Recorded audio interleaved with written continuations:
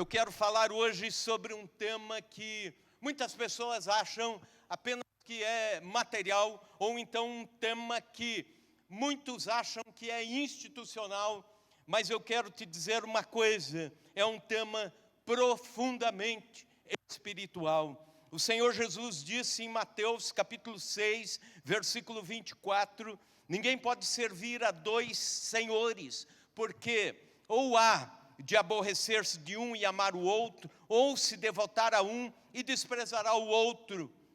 Não pode servir a Deus e às riquezas. Existe um escritor chamado Herbert Spencer, que diz o seguinte, que o dinheiro é o maior Deus que está debaixo do céu, o maior Deus com letra minúscula, não o Deus grande, verdadeiro, criador de todas as coisas a quem servimos.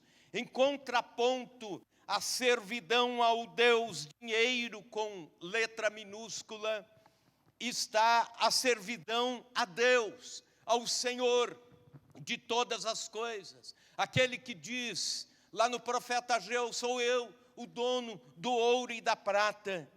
Agora dizer que ambos podem ocupar o mesmo espaço ao mesmo tempo, o mesmo coração ao mesmo tempo, e o problema não é o dinheiro em si, o problema não são os bens materiais em si, é a forma com que você os introniza, a forma com que pessoas se relacionam, ou divinizam, ou então idolatram, é que rouba a nossa relação com Deus. Observe que algumas características do dinheiro são também características de deuses. Por exemplo, ele traz a sensação de segurança. O dinheiro pode prometer liberdade, pode prometer poder, sensação de onipotência, pode prometer relacionamentos bons, ou então desata relacionamentos, tem poder para manipular sentimentos, corrompe valores de uma sociedade, faz promessas, exige zelo, atenção, perspicácia, energia, parece onipresente, em todos os lugares, alguém preocupado com o dinheiro. Pois bem, são características de um Deus com letra minúscula, mas característica de divindade. É evidente que esse Deus com letra minúscula, torna ao longo da vida o maior concorrente do Deus verdadeiro no senhorio dos corações, até mesmo de corações de cristãos, até mesmo de mente e comportamento de cristãos. É por isso que a Bíblia nos alerta muito a respeito de como lidar com os nossos bens materiais, para que eles não ocupem o lugar que está reservado ao nosso Deus. Por exemplo, encontramos 2084 versículos na Bíblia Sagrada que tratam de administração, contabilidade, dinheiro e finanças. Encontramos 107 dos versículos do Sermão da Montanha, aliás, 107 dos versículos do Sermão da Montanha, que Jesus pregou, 28 deles tratam da mordomia, isto é, da forma com que nós devemos administrar os bens. Das 49 parábolas de Jesus, 16 usam o dinheiro ou os bens materiais como base para a sua instrução. 8 das parábolas de Jesus nos ensinam como lidar ou não com o dinheiro. O John Maxwell, num dos seus livros, cita uma pesquisa levantada por dois pesquisadores, Jamie Patterson e Peter King, e eles levantam a pesquisa para ver como está a relação das pessoas com o dinheiro. E olhe bem a pergunta que eles fazem. Eles fazem uma das perguntas dentro da pesquisa: o que você faria por 10 milhões de dólares? E colocam lá algumas opções absurdas. E as pessoas respondem: Algumas dessas opções, por exemplo, 25% responde positivo, abandonariam a família por 10 milhões de dólares. 23% se prostituíam por uma semana ou mais por este valor. 16% abririam mão da cidadania americana. 16% deixariam o cônjuge. 10% se recusariam a testemunhar, permitindo que um assassino fosse libertado. 7% matariam um estranho, 3% entregariam os filhos para adoção.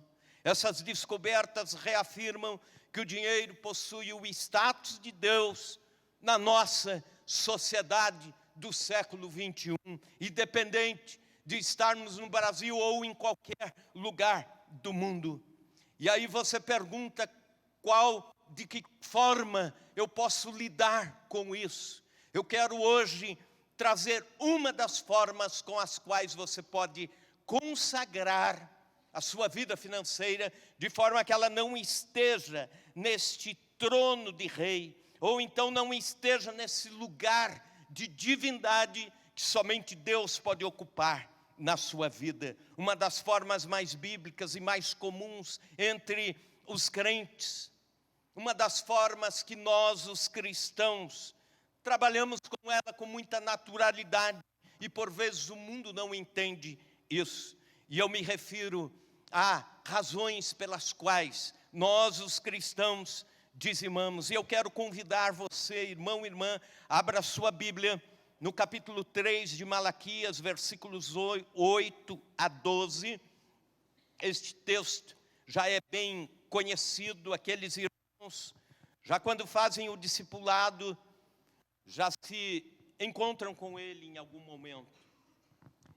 Capítulo 3, versículos 8 a seguir. Para que você entenda o contexto, o povo de Israel está reclamando de Deus, e Deus está dando respostas ao seu povo.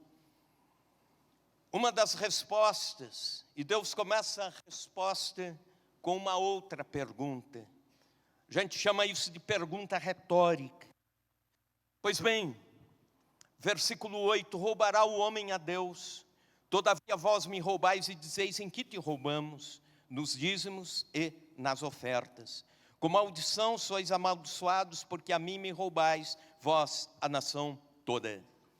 Trazei todos os dízimos à casa do tesouro, para que haja mantimento na minha casa, e provai-me nisso, diz o Senhor dos Exércitos, se eu não vos abrir as janelas do céu, e não derramar sobre vós bênção sem medida.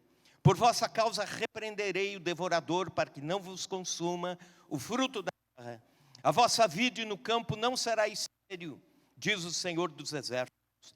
Todas as nações vos felizes, porque vós sereis uma terra deleitosa, diz o Senhor dos Exércitos. Senhor Deus, abre nossos corações nesta noite, para entendermos aquilo que o Senhor tem, à luz da Tua Palavra e à luz da espiritualidade.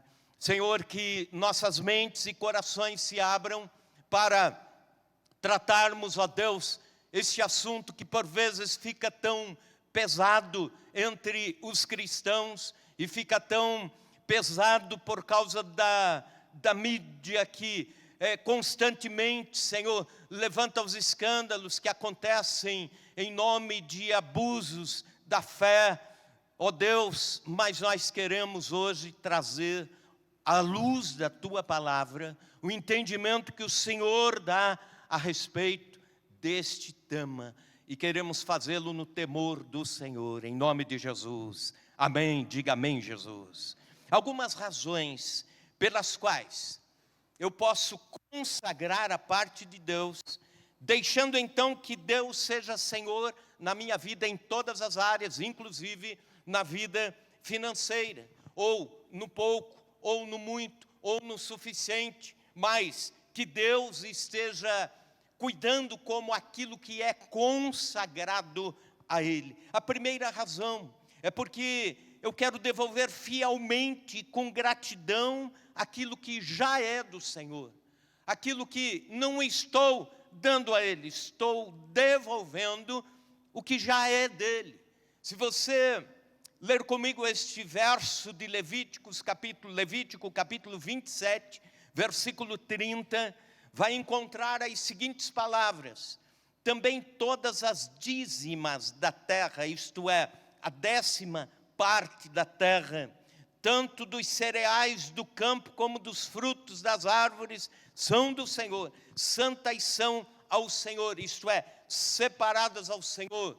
O termo santo, kadosh ou kadesh, significa separado, aquilo que é separado para Deus. Circulam alguns termos errados, por exemplo, dar, eu vou dar o dízimo, não. Deus não precisa de nossas doações, como Ele é o dono de todas as coisas, Ele que nos dá. Então, eu vou ajudar Deus, não. Deus não precisa da nossa ajuda, Ele quer a nossa fidelidade. Então eu vou pagar o dízimo, não é um pagamento. Nós estamos no tempo da graça, não precisamos pagar algo para receber alguma coisa da parte de Deus, do trono de Deus, da mão de Deus. Mas o termo certo é devolver a parte que é dele, devolver o que já é do Senhor. Há um escritor que disse o seguinte: eu prefiro viver com 90% daquilo que não é meu, mas que Deus me empresta para levar a vida, do que viver com a bênção de Deus, do que viver com os 100% achando que é tudo meu e não ter a bênção de Deus. Deus nos cede a inteligência, a força, a saúde, a energia para o trabalho, para os estudos, para os jovens que vão seguir a sua carreira. E quando estamos devolvendo a parte do Senhor, estamos dizendo: Senhor, reconheço que tudo vem de Ti e devolvo esta parte ao Senhor. Esta é a primeira razão. Eu quero devolver fielmente e com gratidão aquilo que já é do Senhor. A segunda razão, eu quero seguir o exemplo de homens de Deus do passado que colocaram Deus como prioridade. Não tinham o coração amarrado às riquezas deste mundo. Pelo contrário, as riquezas eram parte da sua adoração, era parte do seu viver em Deus. E Deus como prioridade, como Senhor. Por exemplo, Abraão, no Gênesis capítulo 14, versículo 20. Nesta ocasião, Abraão já era um homem riquíssimo, pecuarista, e diz o texto: e bendito seja o Deus Altíssimo que entregou os teus adversários nas tuas mãos, e de tudo lhe deu Abraão o dízimo. Ele já era rico quando dizimou. Jacó ainda não tinha riquezas, tinha apenas a promessa da prosperidade. Em Gênesis 28, versículo 22. Mas ele se dispõe, dizendo a Deus: Senhor, eu estou disposto a trazê-lo e consagrar tudo aquilo que o Senhor me dá no altar da fé, da caminhada, através do dizimar. E a pedra que erigi por coluna será a casa de Deus, e de tudo quanto me concederes, certamente te darei o dízimo. Portanto, exemplos de homens de Deus que não deixaram que o dinheiro fosse Senhor e Deus da sua vida. A terceira razão, porque eu quero ser fiel a Deus nos compromissos. Agora, voltando-se mais especificamente para o texto que nós lemos em Malaquias, capítulo 3, versículo 10, a primeira parte, o texto diz: trazei todos os dízimos à casa do tesouro. Para onde nós levamos, diz o texto, para a casa do tesouro, um compartimento que havia no templo, em que as pessoas traziam para ali a sua consagração, a sua oferta, o seu dízimo. Pois bem, quando nós somos fiéis à casa que Deus nos coloca, à igreja que Deus nos coloca, nós somos compromissados com isso. E somos compromissados de uma forma muito ampla.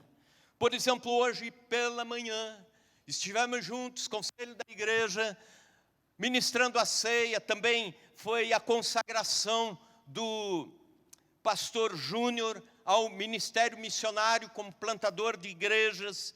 Estivemos lá. E Paraíso das Águas nos chama a atenção no sentido de ter a igreja por lá. Mas nós temos além aqui de perto, missionários que estão, como por exemplo, lá na Caxemira, o Álvaro e a sua família. Temos missionários como o Jimmy, que está na Bolívia, evangelizando e treinando igrejas em lugares mais difíceis. Digamos que se a gente aqui, por aqui, vai fechando essa torneira, e um irmão aqui fecha a torneira, outro ali, outro lá, outro acolá, e de repente a gente chega a dizer, olha, não podemos manter os compromissos. Então, os missionários voltam do campo ou arrefecem o trabalho. Os lugares onde a igreja poderia chegar e se posicionar, isso não acontece, os templos não são construídos, os missionários não vão, os plantadores de igreja, os pastores, etc. E o reino de Deus começa a sentir a fecha da torneira. E um dia Deus cobra essa conta, olha, e Paraíso das Águas. Você diz, mas eu nunca estive lá, né? Mas você não contribuiu com fidelidade e compromisso aqui, refletiu lá, refletiu na Caxemira, refletiu na Bolívia e assim por diante. Nós estamos num tempo de poucos compromissos na sociedade. É o que se chama de pós-modernidade. As pessoas não querem o compromisso, por exemplo, do casamento, não querem o compromisso do trabalho, não querem compromisso de agenda, de horário, etc. E vão fugindo dos compromissos. Nós precisamos estar compromissados em todas as áreas, com a igreja, com o reino de Deus. Então, dizimamos onde somos membros da igreja. Por vezes pessoas perguntam, mas eu posso ser membro aqui e dizimar em outro lugar, afinal é tudo o reino de Deus, posso dar numa ONG, numa obra de assistência social? Não. A Bíblia não nos autoriza a administrarmos. O texto diz, trazei a casa do tesouro. Seria a mesma coisa que você é abençoado num lugar e diz, e agora eu vou contribuir por lá. A mesma coisa que você fazer uma compra grande lá no Mega e depois na hora de passar no caixa diz para a moça, isso, calcula tudo aqui, só que eu não vou pagar aqui, eu vou pagar lá no outro Mega, lá no Mega de Costa Rica, que tem um lá na avenida, lá em cima, eu pago lá, é tudo Mega, a mesma coisa. Não é, você acaba não saindo com a compra de lá. Mas eu quero te dizer com isso que todos nós precisamos estar compromissados com a igreja que abençoa as nossas vidas. Quarta razão, eu quero provar a fidelidade de Deus em minha vida. E aqui, novamente, nós nos encontramos com a espiritualidade do dízimo. Não é um assunto apenas material ou institucional, mas espiritual e bíblico. Veja comigo os versículos 10, parte B, a outra parte. E diz assim, para que haja mantimento na minha casa, e provai-me nisto, diz o Senhor dos Exércitos, se eu não vos abrir as janelas dos céus e não derramar sobre vós bênção sem medida. Versículo 12, todas as nações vos chamarão de felizes, porque vós sereis uma terra deleitora, diz o Senhor dos Exércitos. Então, eu quero provar isso na minha vida. E é interessante o seguinte, que este é o único texto da Bíblia Sagrada onde Deus diz, pode me colocar à prova. Em outra área qualquer, Deus não autoriza ninguém a colocá-lo em prova sobre algo. seria a tentação, seria o pecado de querer provar Deus. Mas nesta área, especificamente, Deus diz: pode me colocar à prova. Eu lembro, fui pastor de dois irmãos, eram irmãos de sangue e também irmãos de fé.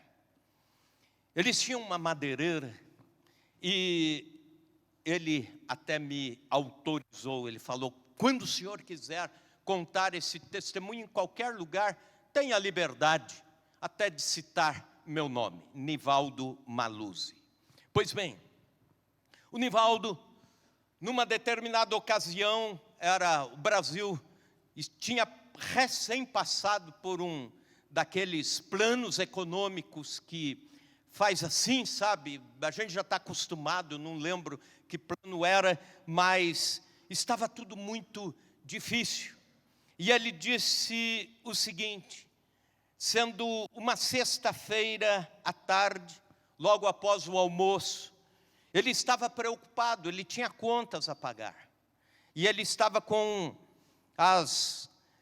os boletos ali a pagar no banco. A madeireira estava fraca de serviço por aqueles dias.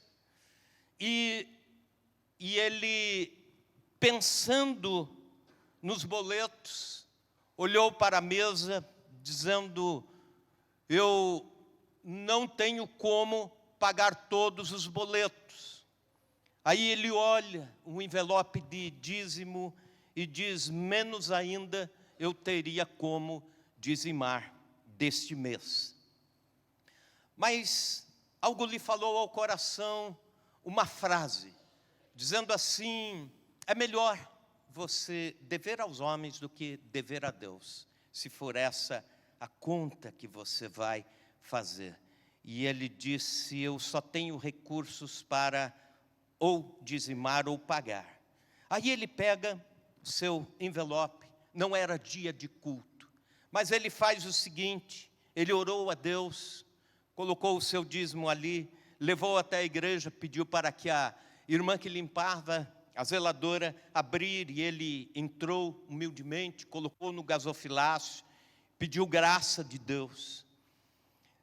Antes que o banco fechasse à tarde, ele estava de volta e chegou um homem dizendo: faz um orçamento para mim. O orçamento era muito grande. Ele disse: está aqui o orçamento, né? Tudo isso que você precisa. Só que é assim, eu não tenho tudo aqui à pronta entrega. Eu posso ter alguma coisa dessas madeiras aqui no final da outra semana.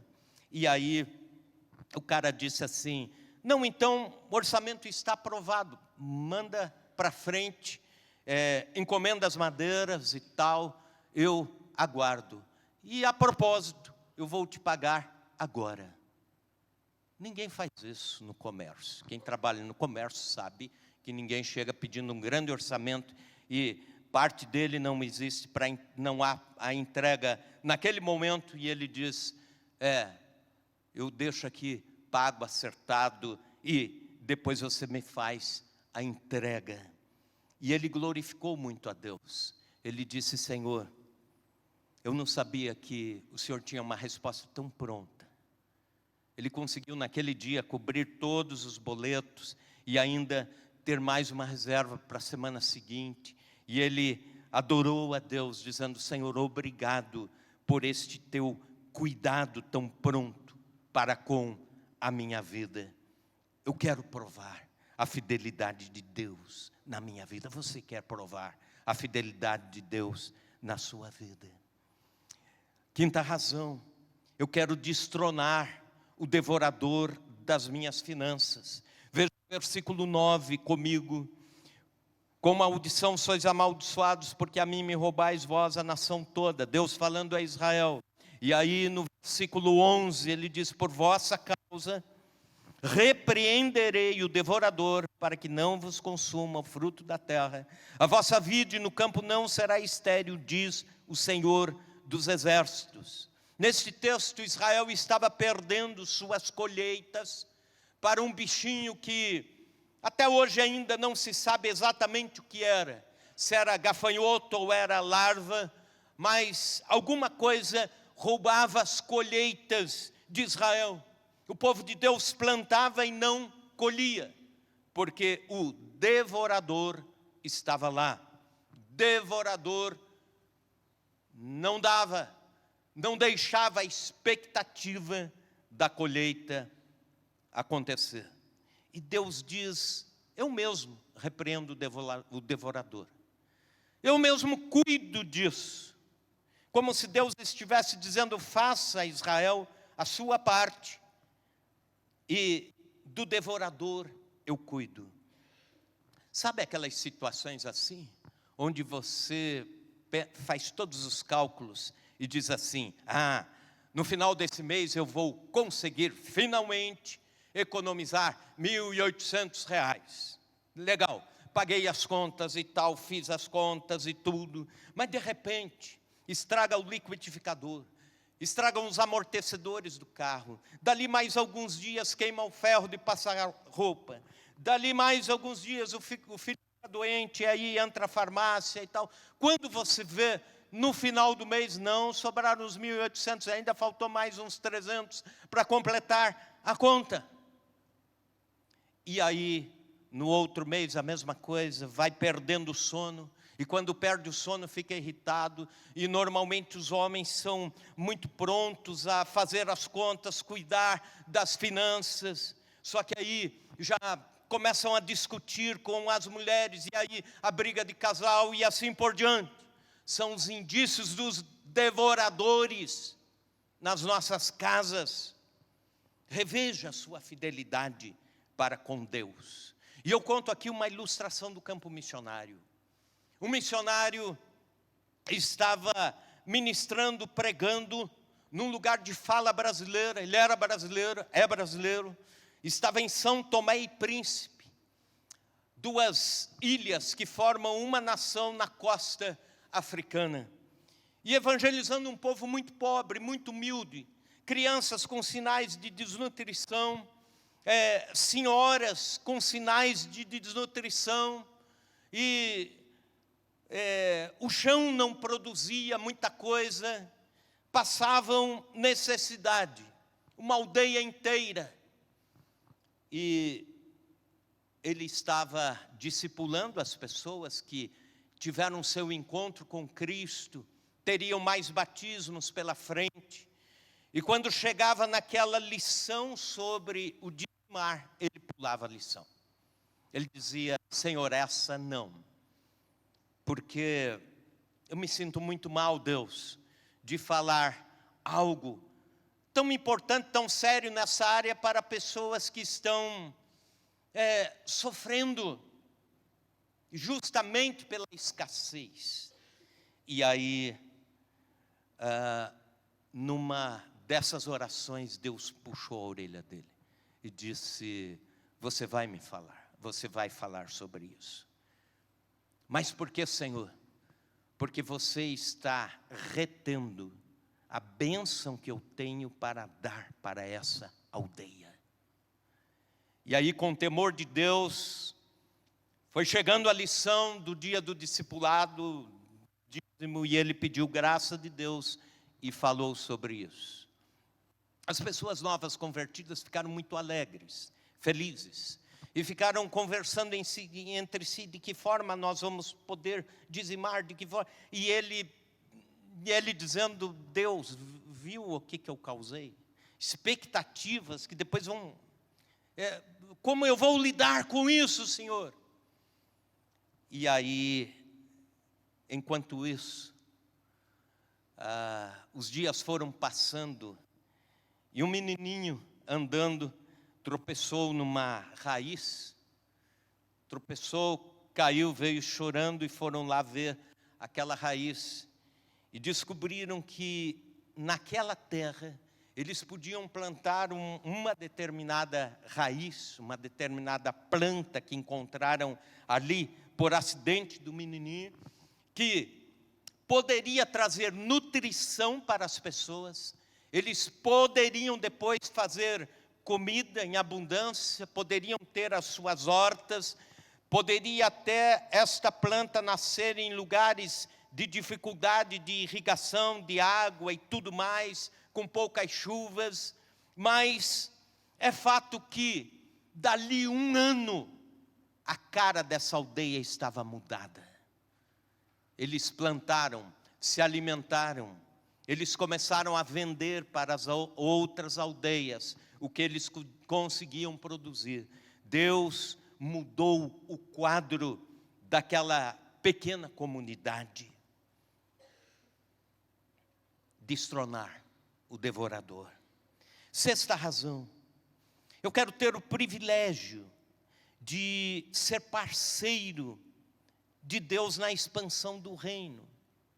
É outra coisa impressionante, de que nós, cristãos, nos alegramos, sabendo que quando estamos devolvendo a parte de Deus, estamos sendo parceiros na obra missionária, no reino de Deus, nas demandas que surgem do dia a dia para trabalhar com a vida da igreja. Somos parceiros do reino de Deus em levar o evangelho, em formar novos pastores com seminário, com as despesas e tudo mais. Parceiros de Deus. 7ª razão, eu quero ser mordomo fiel, cuidar daquilo que é de Deus. Mas como assim? Em Ageu capítulo 2, versículo 8, Deus diz: minha é a prata, meu é o ouro. No Salmo 24, 1, diz: do Senhor é a terra e toda a sua plenitude, o mundo e os que nele habitam. Todas as coisas são do Senhor. Por que então eu preciso estar preocupado com tantos detalhes? A mordomia quer dizer você cuidar fielmente de bens que não são seus, mas como se fossem seus, de tanto zelo, de tanto cuidado. Mordomo era o escravo de altíssima confiança de uma casa, no seu senhor, na antiguidade. Ele administrava os bens do seu patrão, mas nunca os tinha, apenas administrava. E quando Deus nos dá o suficiente para viver 90 anos, alguns 100 anos, alguns querem viver mais do que 100 anos, pois bem, Deus nos dá as condições para tal. Mas todas as vezes que consagramos o nosso dízimo a Deus, estamos dizendo: Senhor, eu reconheço que apenas estou administrando o que é teu. Estou apenas cuidando daquilo que te pertence. O tempo não é nosso, é de Deus, Ele nos empresta para viver. Cuide com o que você faz com o seu tempo. Ele te dá 24 horas por dia, cuide disso. Deus dá os recursos, cuide deles, mas entenda, não são nossos, são de Deus. Deus nos dá o destino, mas entenda, isso não é nosso, é de Deus. Pois bem, quando dizimamos, estamos nos lembrando, precisamos devolver a Deus o que nos faz sentir apenas mordomos daquilo que é dele. Eu encerro a minha palavra, essa pregação, citando um testemunho. E você pode depois confirmá-lo. Ele está presente em alguns livros cristãos que incentivam empresários, empreendedores, etc. O testemunho de um menino chamado William. William veio de um lar muito humilde e logo que a Primeira Guerra Mundial acabou, a Segunda Guerra Mundial acabou, esse menino precisava ajudar a família. O pai do William o apresentou a um amigo que era barqueiro, para limpar o navio, lavar o pequeno barco. E aquele jovem, aquele adolescente pré-adolescente, começa a sua vida trabalhando e ajudando a manter o lar e tudo mais. E aquele barqueiro era cristão, um homem que servia a Deus. E o barqueiro disse: seja bem-vindo, William, trabalhe lavando o chão, você mesmo vai produzir alguma coisa de limpeza, você mesmo vai fazer algumas químicas aqui, eu vou te ajudar, vou te ensinar, de forma que você vai ter os produtos para lavar o barco. E assim ele começa. Mas o barqueiro disse: William, vou te dar um conselho. Você está começando na carreira profissional, devolva a Deus o que é de Deus. E ministrou ao coração daquele jovenzinho sobre dízimo e disse: Deus vai abençoar sua carreira, mas cuide disso, seja fiel nesta parte. E o pequeno William, sempre que recebia, orava, consagrava a Deus, devolvia a parte de Deus. Ele aprendeu a fabricar os produtos de limpeza, se dedicou a isso e começou a lançar produtos de limpeza. Muito jovem ainda, ele começou a empreender. E ele sempre devolvia a Deus. E por vezes ele aumentava a sua oferta. Ele abria mais o coração, era liberal com Deus. A ponto de chegar